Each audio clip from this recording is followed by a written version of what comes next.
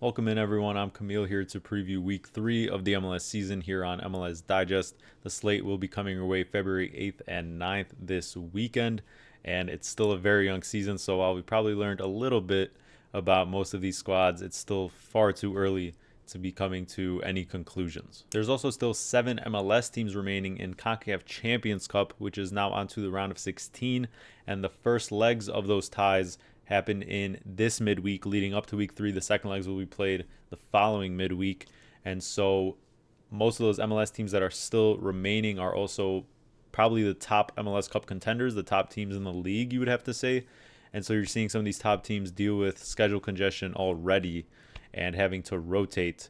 And you've seen some mixed cases in how teams are handling that and the types of results they're getting to start the season. So that's very much something to consider when even looking at this weekend slate. So I'm going to get into that and everything else you may need to know for week 3, covering as well every other team in the league, what players they potentially might be missing and how that might affect their matchups, and what trends we've taken away so far from 2 weeks in the MLS season. But before we do that, guys, please make sure to leave a like on this video and subscribe to the channel if you haven't done so already. It goes such a long way towards growing the channel. The Crew and the Dynamo start things off on Saturday afternoon. The Crew have won both their MLS games to start. Meanwhile, the Dynamo have lost both their games. But we can't talk about this game without adding the context of what happened midweek for the Crew, which is that they lost 3-0 to LAFC in the first leg of the round of 16 tie in Concacaf Champions Cup on the road. And that's a big, big hole to be in, even for this Crew side, which has obviously been so successful in the past year and a half. They actually beat LAFC in 2 different finals to win their 2 most recent trophies, the 2023 MLS Cup final and the 2024 Leagues Cup final. And so it seems like LAFC has gotten that revenge on them in some way, have to close it out still, but that's a big hole to come back from against a team like LAFC that loves to absorb pressure, especially when they have a lead, and then just kill you off afterwards. And even though they will be back at home, the Crew, I just don't see this going well for them because of this lack of depth, where, yes, they might still be completely fine in league play because of the fact that Nazi's system gets the best out of his players. But when it comes to facing these other title challengers, no matter what competition they may be in, such as LAFC, that lack of quality is going to show. And after that first mistake in that game that led to Boanga's opening goal, then, LAFC were able to just play their style and completely kill it off. And regardless of this hole, I feel like the Crew don't have the depth to really rotate here, and they're also going to still believe and focus on that second leg since it is at home. And so that sets up what I think is going to be a pretty lethargic Crew side in this one, just a little bit more tired, not completely on it, going through the motions a little, since they can't really rotate too many bodies because of this lack of depth, especially in the attacking end of things. And that gives Houston a decent chance here. Crew already are showing top possession numbers already. The Dynamo want to be that as well. They haven't really been outstanding on that front through 2 games, but that is their same type of identity. And so I think you're going to see 2 teams really struggling to find answers when it comes to breaking down each other's defenses. And I can't really trust the Dynamo, outright here either, because they look a complete mess. Their attack isn't really, dangerous on all fronts. They really just have their guy up top in Ponce. Their midfield's fine, but they're also prone to mistakes now with this new back line or center back pairing because of their departures, and you can never know when that might strike. But they have had the little bit extra rest. They do have to travel here, but the Crew will be coming off their own travel to the West Coast on shorter rest. And so I don't see really too high of a scoring game here, but I can't really trust either side to win considering the circumstances, because I think the Crew, despite being down 3-0, are still going to really try and, go for it under Nancy in that second leg. But you're going to have the same players playing this additional game in the meantime. And so you're not really trying to run yourselves into the ground. And so I think the Crew going through the motions can still probably put away 60% of the teams in this league, but it's still too early for them to really be in true season form. And so I'm going to go for a draw. I'm going to say this one ends 1-1. Saturday's second game features two teams which I think are turning into one of the fiercest rivalries in MLS in terms of just their recent games and the type of magnitude of games they've played in recent years. And Seattle finally got the one-up on LAFC by beating them in the conference semifinals in last season's playoffs in extra time. But before that, I don't think they beat LAFC in about almost double-digit games. And so that's good for them to regain the bragging rights in that sense because they knocked them out of the playoffs. And these are two teams coming off midweek Champions Cup action. Seattle drew 0-0 at home to Cruz Azul, so still all to play for, but they have to go on the road to Mexico. Meanwhile, like we talked about with LAFC, they dismantled the Crew in their first leg at home, and they have a very good advantage that they should be able to hold on to going on the road in that second leg after this. But you're going to see a lot of rotation here.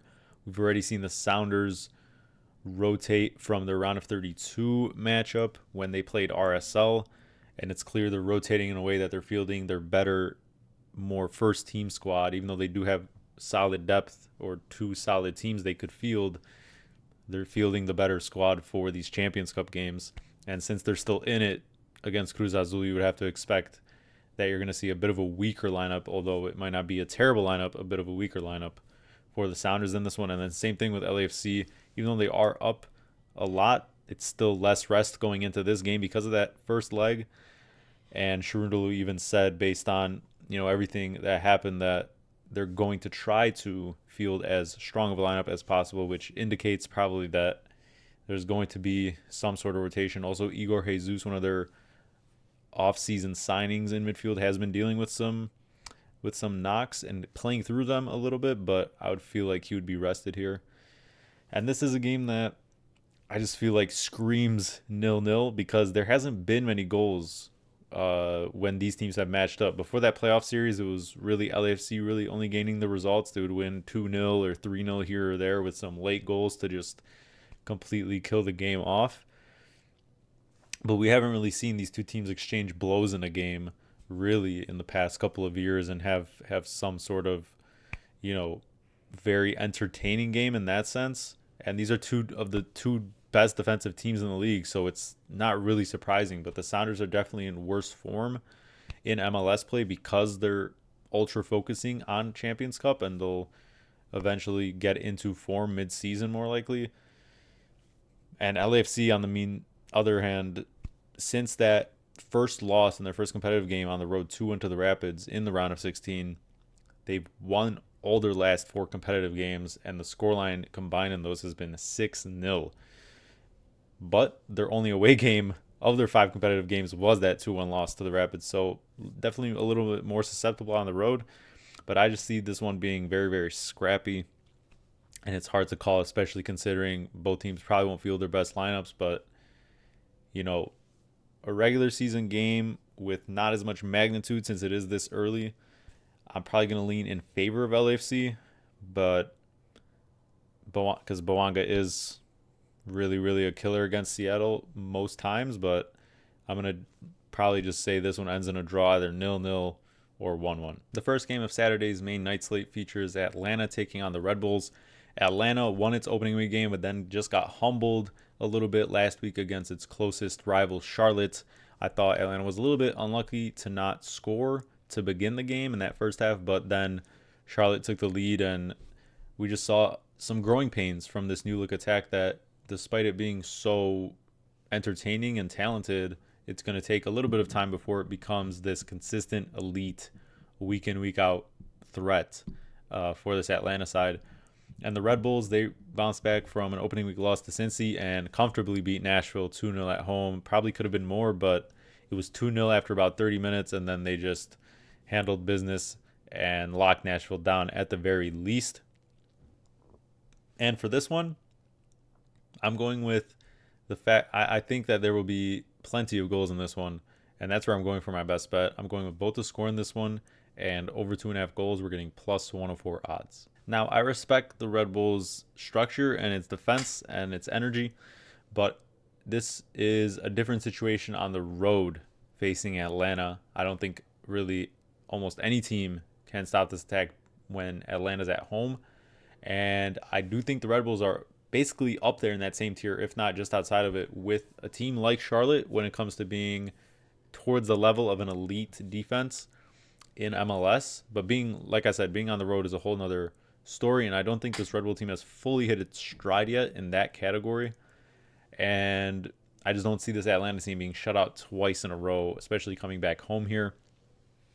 And Miguel Almirón picked up a bit of an ankle knock at the end of the Charlotte game, but he's been fully training, so, fully expect him to go. But even if he weren't, I've already said plenty of times how I really am not too worried if maybe a star player would be out for this Atlanta attack, especially the wingers, because their wing depth includes a couple of players like Jean De Silva, Edwin Mosquera, who have been with this team, could start on other MLS teams for sure.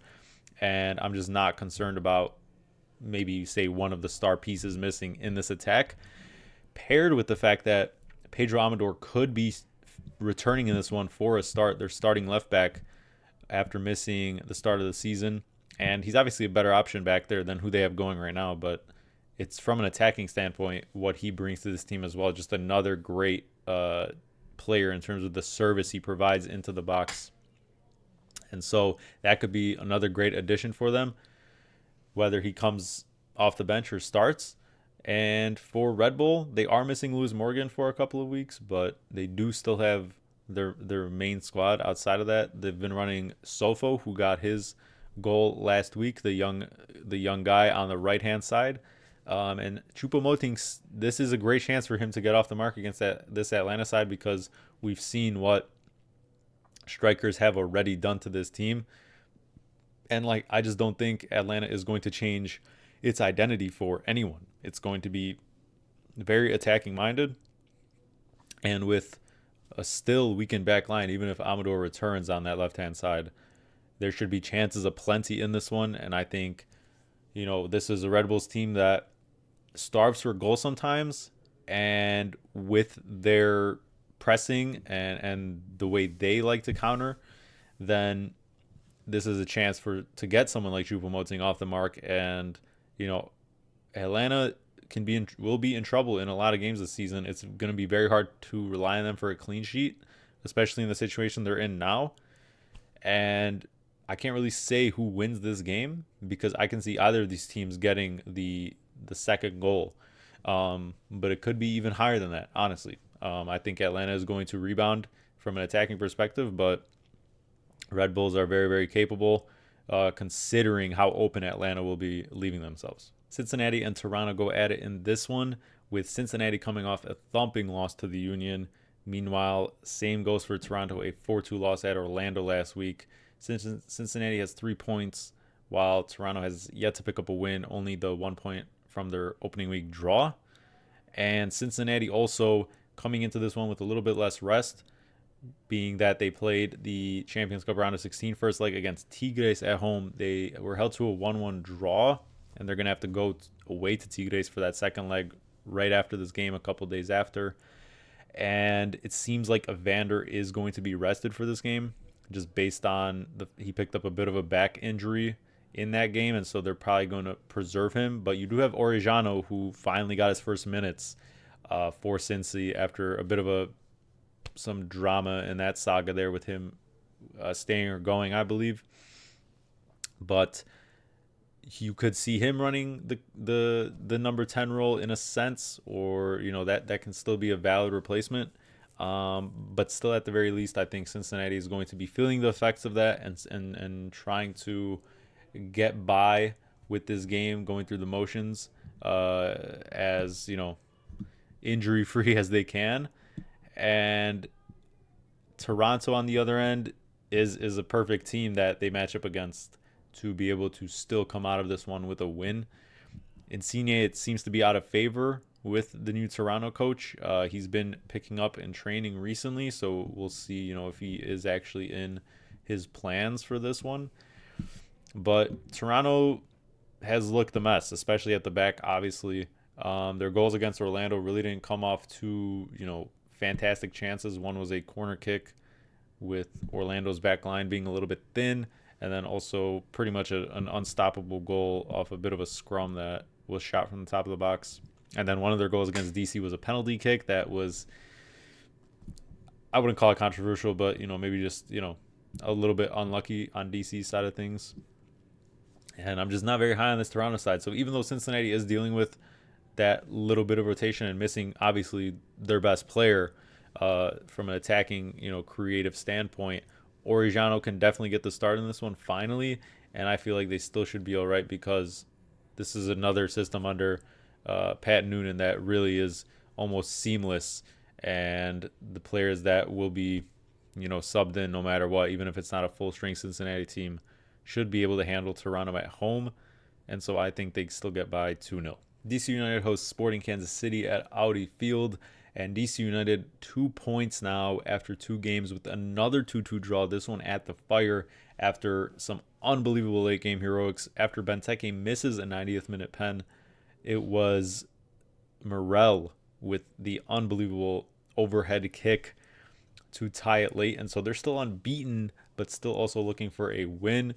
Sporting Kansas City, though, pointless in 2 games, have only scored 1 goal so far through its 2 MLS games and 2 goals now in 4 competitive matches if you include the 2 legs of the Champions Cup tie they lost to Miami. And this one's between 2 teams that are obviously on normal rest, no other competitions to worry about after KC got eliminated so early in Champions Cup. And there's also really no injuries to speak of between these 2 teams.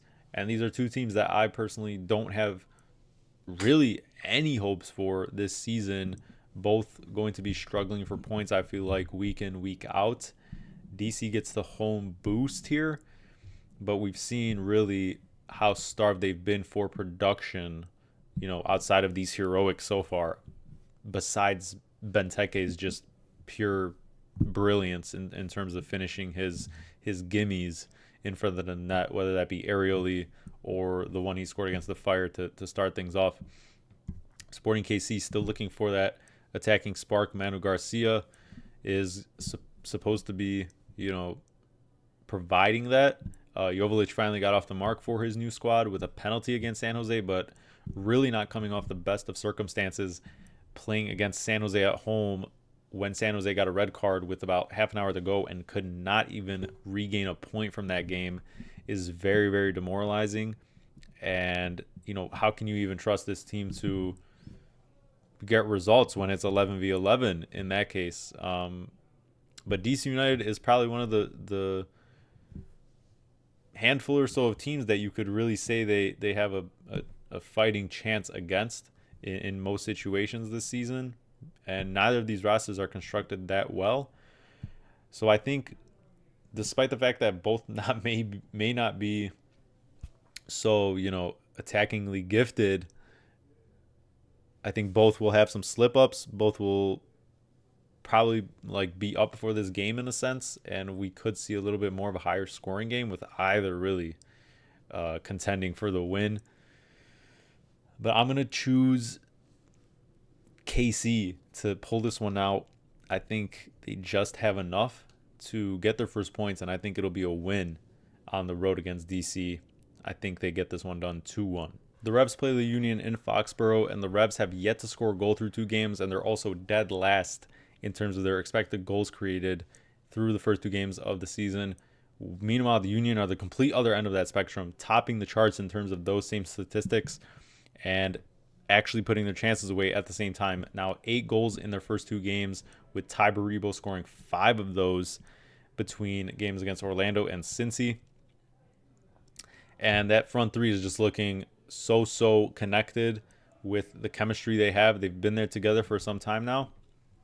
But a big part of it has also been Quinn Sullivan becoming such a great player, and alongside him, the new signing Lukic, as those 2 midfielders, getting them the balls, breaking lines, and allowing those forwards then to kind of play off of each other because they have such great chemistry. And it's created these moments where backlines have been caught out in transition when they seem to be comfortable just seconds beforehand, and then it's just the simplest balls kind of sprayed in for their attackers to just have pretty much easy chances in terms of that in front of the net.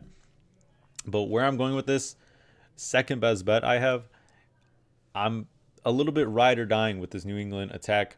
I think they have more than what they've shown so far. I think the two teams they've played so far, Nashville on the road and the Crew at home, have been why they maybe have not, well, of course not scored, but not really created much. Those are two teams with tactics that will completely, don't really lean towards many chances. The way Nashville likes to set up, make things very narrow now this season, and just have kind of tend to have more boring games. And the way the Crew dominate possession, under Nancy's system, it's just really completely different things compared to what they're going to match up with against the Union. I think they're going to probably have a little bit more of the ball. I think they're going to get actual good attacking chances. And I'm still very high on this attack. They retained two amazing players in Carles Hill and Langoni, who came for the second half of last season. And it's really just about getting Campagna and Ganago a little bit more comfortable, these new signings on this front line. And so the odds also reflect that could be like the Union are not favorites in this one. The Revs are favorites, albeit very slight home favorites. But based on the form, you would think the Union should be heavy favorites, but that's not really the case. And I think the Union just as well have been just as susceptible on the other end, despite that attacking, threat they carry. And so I see goals from both sides on this one. The Union probably should win, just based on the more chemistry they have, even though they are on the road.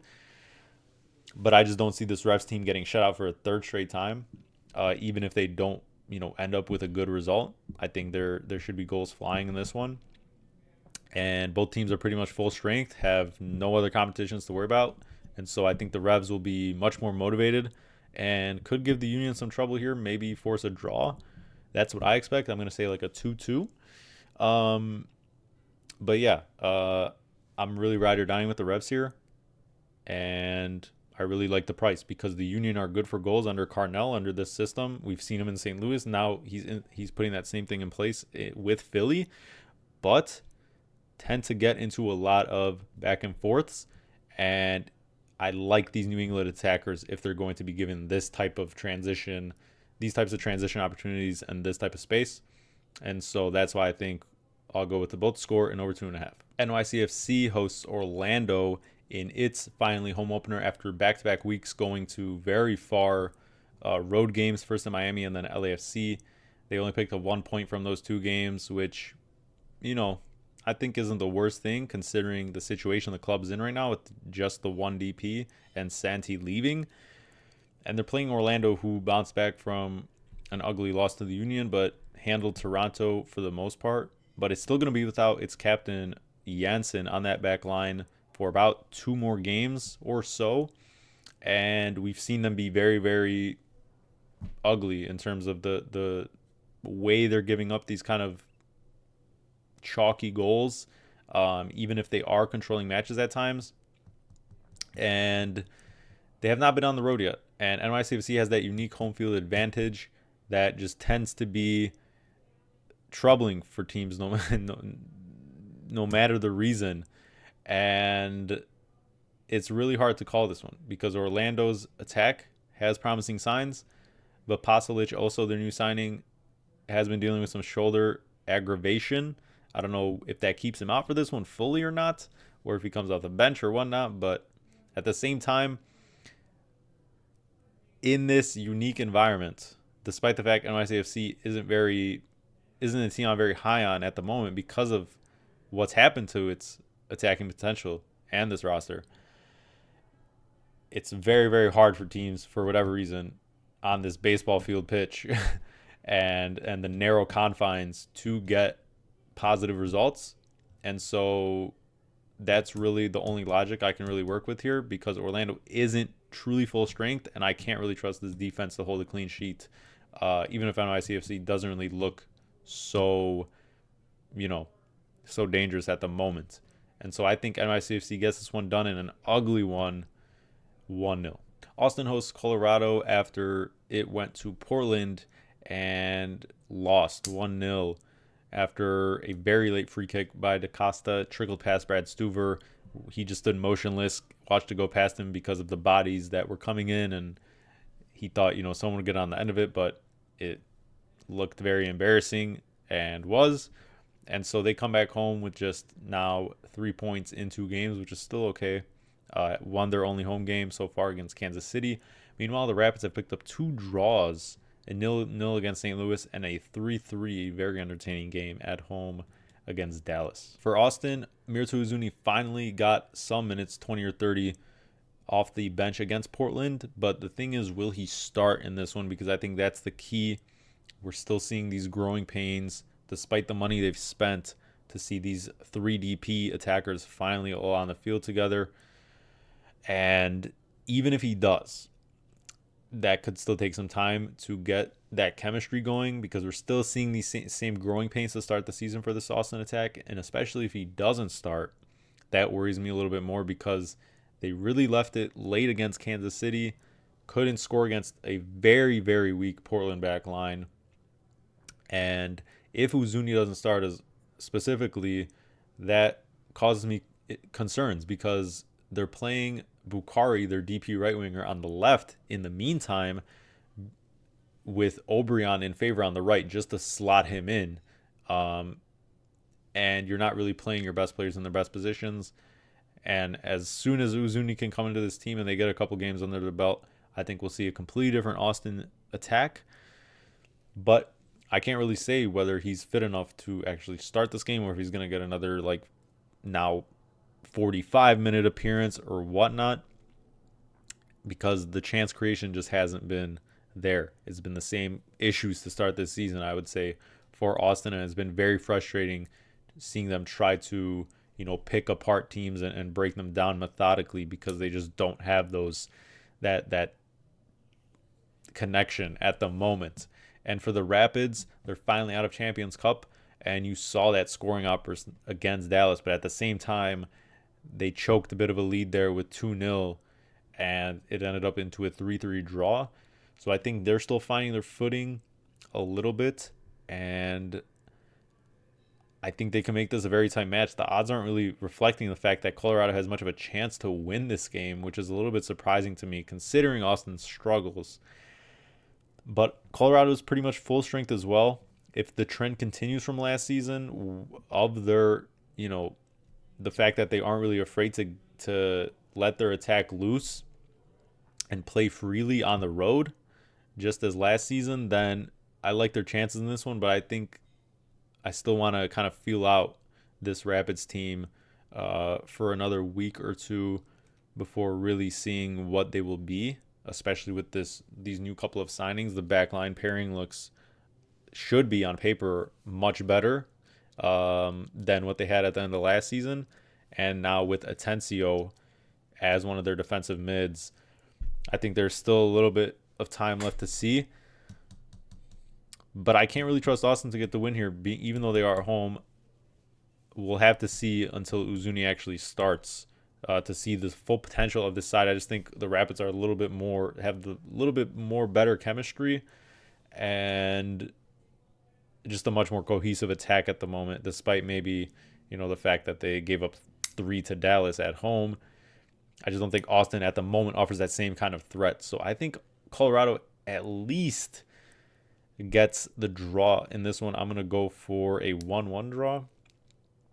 But yeah, I'm not truly feeling, either of these teams to really make a statement or stand out convincingly in this match. Dallas and Chicago go at it in Frisco, and Dallas' start to the season has been very, very promising with a win at Houston and then another point fighting back from 2-0 down against the Rapids. So 4 points from its first 2 games, both on the road, for a team that only, I believe, got 1 road win last season is very, very impressive.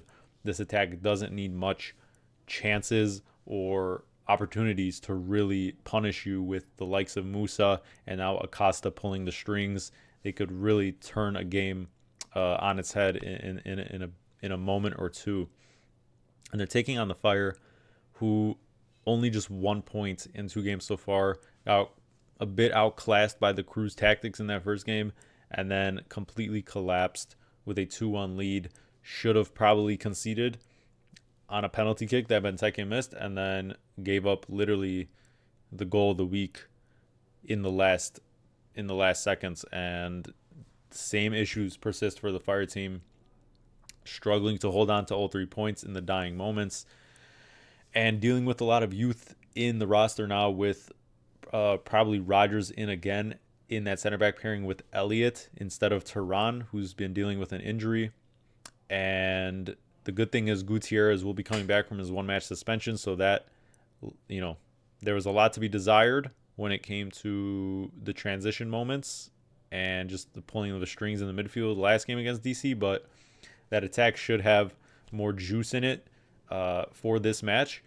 And this one was one where I was kind of really considering, or am still looking at, a bet in terms of like an over, or both to score and over, because the odds are basically around even or so for that type of combo bet that I've already taken on in this show multiple times. But there's some weather concerns with some heavy rain and winds and stuff like that. So these two teams are both top 5 right now in terms of their expected goals. Chicago's dead last as well in terms of how many the expected goals allowed they're allowing. And so this all points to a very back and forth high scoring affair, especially with Chicago's tactics and commitment to kind of being this entertaining team under Berhalter that he's been talking about. But I'm gonna have to wait to see a more clear view of what the conditions will be like in this game, because that can very much affect things.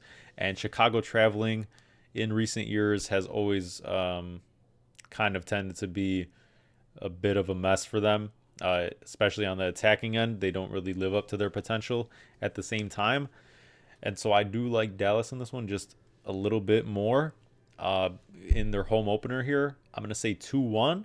And in terms of a potential bet, like I said, probably one that if I do add anything, this will be a game I add one in, but have to wait on the weather, because that could really put a damper on things and the entertainment value that this game may bring. Nashville hosts Portland in this one, only 1 point in its first 2 games and also scoreless, so looking to get its first goal of 2025 on the board in week 3. Meanwhile, the Timbers picked up a pretty good win considering the circumstances of all the injuries they have between all 3 phases of the squad against Austin. And so Nashville looking to get its first win of the season at home against the Timbers, its second home game. But to me, it's just not a team you could really still even trust, and I'm just not seeing the vision or the project under Callahan at the moment. And so many of these midfield players that are first choice are riddled with injuries and still working their way back. And so you have a situation where I'm just not seeing where the chance creation is coming from, who the clear ball progressors are going to be in this side. And unless it's really just Mukhtar pulling out a rabbit out of his hat every handful of games to push this team to a result, it's just not a team I have faith in, really, against many teams. But being at home gives them that little bit of an extra boost. And the Timbers on the other end don't really inspire me either. I don't think they really deserve that win per se against Austin, but they just did enough. For them, it's a good thing that now DaCosta is a little bit more confident, scoring that free kick winner on his first start. And so if he can roll that over and be a consistent force, that's obviously going to make this Timbers team one to watch out for in terms of an attacking standpoint. But you have Jonathan Rodriguez, Moreno still out.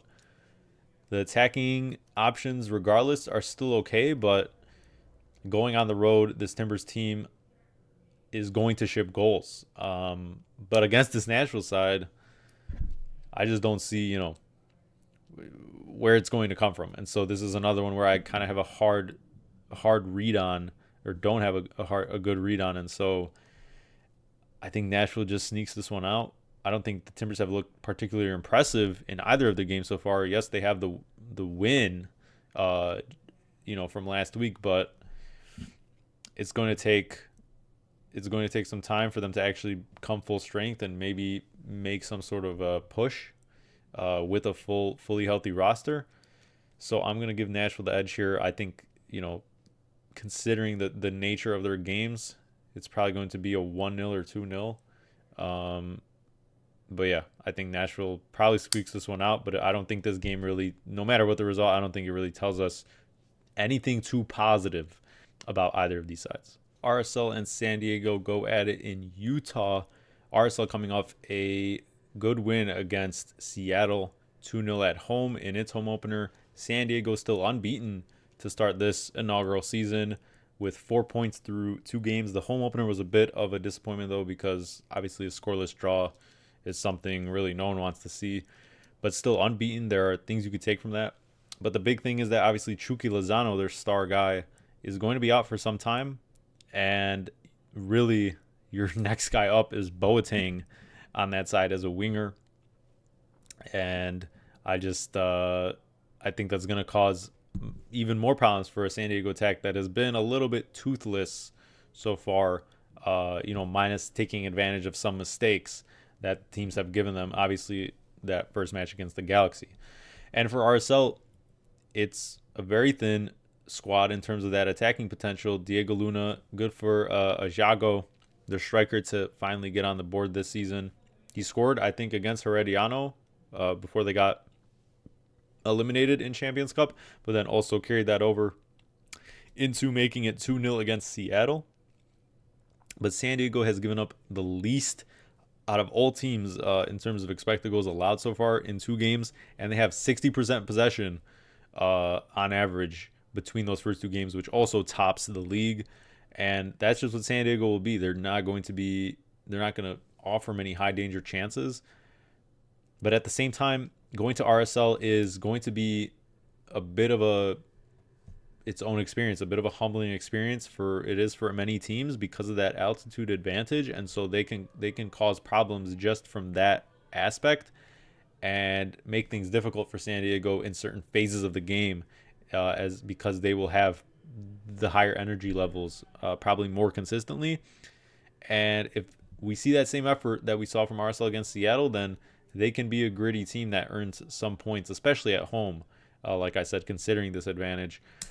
But I don't think there's going to be many chances once again in this game for, that San Diego plays in. And I don't see much separating these two sides. I think San Diego will just hang on for a point. And I'm going to say this one ends 1-1. Vancouver hosts Montreal, and this Canadian matchup features a tale of 2 different sides. Vancouver has started this season in very impressive fashion, 2 wins out of 2 in MLS, and trying to cause an upset in Champions Cup. Midweek before this one, they had Monterrey, got to a 1-1 draw at home. They have to go on the road for that second leg, so currently the away goal is against them. Technically, if it stayed this way, they would be eliminated, but still have a chance there. And this team has been a complete 180 from what we saw last season. They have top 3 currently through 2 games in possession in 2 games in MLS, which is, if you told anyone that, that would happen under Sartini or whatever in the past 2 years, that this would happen now, you'd call them absolutely insane, because that is just not what their identity ever has been in recent history. But they're looking very, very comfortable doing it. I think this is going to be like their 4th home game in a row between, the end of the Champions Cup round of 32 carrying over into MLS and the home game they just played against Monterrey in the round of 16. So they have not had to travel a lot recently. They're going to have that look-ahead game against Monterrey that they're obviously going to have to preserve themselves for, because, of course, they're going to be going for it. But they're definitely going to be feeling the effects of that. They didn't really field their full-strength roster in this one. They had Brian Wright resting. They had Daniel Rios starting against Monterrey. And so, kind of going to be another 50-50 type of lineup, which can definitely still get the job done against Montreal. which has lost both of its 2 games so far. They have youth in that squad, but they've also had some injuries already bite them, with Campbell, with Piet, and now potentially Caden Clark. After the last game, he's been dealing with an illness, and Vrioni is still, it's unclear whether he's ready to come back. And so already an okay roster is dealing with a bunch of issues, and you have 2 weakened sides in that regard because Vancouver has that little bit less rest and extra schedule congestion. But I still think they should be able to start this one strong. I think they start this MLS season 3 for 3. They have that unique advantage on their home pitch with the field conditions there. And I think they'll have enough to get by Montreal. It probably won't be pretty, just like that Monterrey game. But I think they get by them 2-1. San Jose hosts Minnesota, and the Earthquakes are 2-0 to start 2025 after holding on with 10 men against Kansas City for a second straight win. And Minnesota also bounced back from an opening week loss and got its first win against Montreal at home. It had a little bit of controversy with a penalty call that got reversed that I don't think should have, but eventually it was their main DP striker Yeboah coming through with the winning goal. And it's 2 teams in with, a bit of confidence among them. San Jose gets to go back at home here, but I'm going with Minnesota draw no bets for my third and final best bet for this show. We're getting great odds here, plus 118. Should be plus money, basically, whatever you use or get it on. And the reasoning is fairly simple. I'm very high on this Minnesota team. San Jose, yes, they've won both their games, but if you look at the opposition they've played, considering what their new roster is, you don't want to take away from them, but those are 2 teams that really don't really move me in RSL in Kansas City, and they've still given up some pretty considerable numbers in terms of the expected goals allowed and the chances they've given up compared to the results they've gotten against these 2 kind of minnows in the West. And Minnesota on the other end has not really allowed much through its 2 games. Obviously, both have been 1-0 scorelines for and against them, but against a team like LAFC as well, didn't really give up much. And I think they're the much better team, just front to back. I think they're the far better team. You have, for the Quakes, Hernan Lopez, who got that red in the Kansas City game, suspended for this one, so that takes away a little bit of creation. You're going to have Tsakiris in there instead, who has gotten minutes, especially last season, and is more comfortable in that role which he'll be needed in. But I think that's a big loss for the Quakes, and I still am not high at all on this back line. I think, yes, they held on against Kansas City, but I think we're talking about different levels here when it comes to Minnesota's attacking, potential in that lineup and what the Quakes have had to deal with so far. I still think they're going to squeak into the playoffs or play in the Quakes, but I think this is great odds for Minnesota going on the road. I don't think that's much of an issue based on the travel, and you're getting that push protection. I just don't see San Jose outright winning this and dominating Minnesota. It could be a tight draw, but I like Minnesota's system. I like what it has to offer. Even without Rosales missing this one for a second straight absence. But for me, Minnesota should have the better chance in this game, should put away its chances. I think they still have yet to break out this season, of course, through 2 games. And the Earthquakes have been pushing their luck in a way, but have gotten some obviously great results under Bruce Arena so far. The first of Sunday's 2 games is between Miami and Charlotte. Miami, at the time of this recording, is the only team to not wrap up or play its first leg of the Champions Cup round of 16. They're playing Cavalier at home, a Jamaican side that they are heavily favored against and should go into the second leg with some sort of advantage, but we'll have to see. But they're going to be dealing with that congestion going into this match. But they do get to stay at home. Meanwhile, Charlotte's had the normal rest coming off a fantastic start, you would have to say. A point on the road against Seattle, a very stingy team, and then beating your rivals at home after a bit of some trouble with that when it's come to winning at home against Atlanta in recent years. 2-0 for a very convincing result. Wilfred Zaha finally getting his first goal. Pep Biel also getting on the score sheet after a kind of 50-50 start to his time starting from the end of second half of last season with Charlotte. And Miami obviously coming off the 4-1 result against Houston without Messi. And, you would feel like he should be good to go here, especially if they do go up heavy against Cavalier. Going into that second leg, you probably won't be rested in this one, but I think Charlotte has a very good chance here. Charlotte gave them a lot of trouble in this same exact fixture last year in Miami. It was 1-1. And if there's any team that is almost like Atlanta from last season, one of those boogeymen for Miami in terms of really limiting, those chances for Miami and kind of knowing those patterns of play Miami likes to get into, as unstoppable as it may seem sometimes. With this new attack, I think Charlotte can definitely pose some problems. And I think they actually get the outright win here. I think with the, congestion Miami's dealing with, it's hard to bet against them. Really almost outside of a couple times, if at any time, throughout the season. But they have shown they can lose at home, and they have been, not the most convincing team. Yes, they beat Houston, but I'm not really taking too much from that. And with this rotation in mind, I also think Charlotte is just going to make it tough. They're going to make it tough. I think they come out here with at least a draw. They're fully healthy, and now they're just a little bit better in attack. I think they can definitely take their chances against a Miami side that's going to offer them up. We know that. And so we'll see if Messi takes part or not.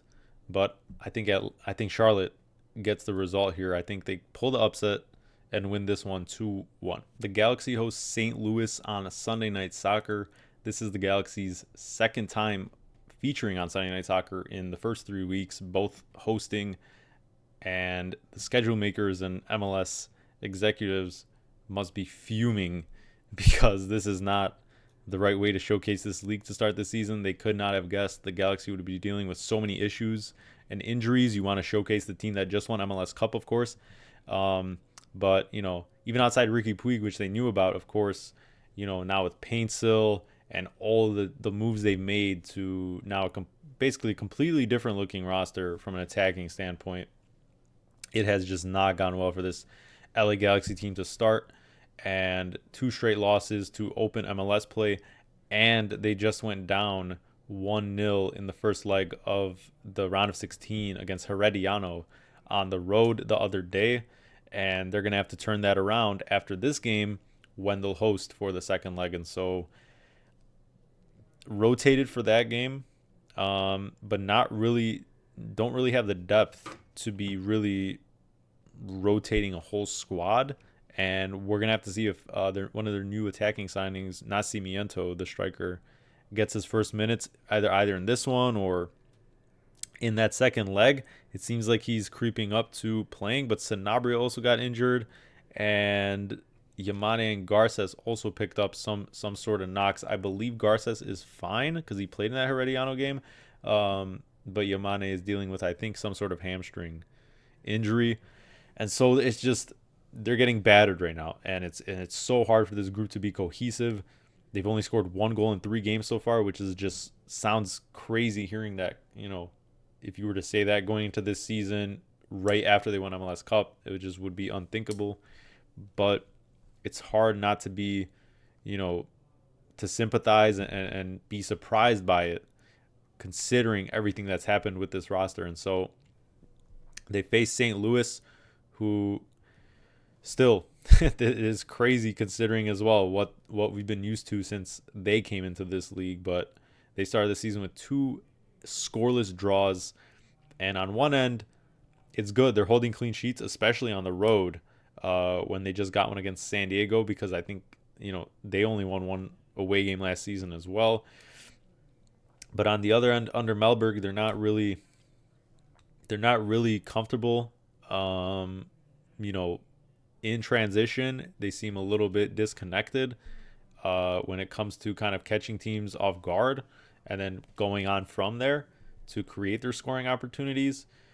And it just seems a little, risk free under Melberg to start this season. We're gonna have to see if that is, you know, just their identity now or what. But I think there's too much attacking potential on this front line to kind of suppress this attack and kind of not let them, play how they're meant to. And so this is one where it's really hard to have faith in either side, but I'm going to give the edge to St. Louis City here. I think the Galaxy will have another poor result on primetime, and it's just not something I see them rebounding from so soon. I think this is going to continue for at least the next couple of weeks, and I think they're still going to focus on being as fit as possible for that match against Herediano, even though they are, not in a favorable position. At least they're at home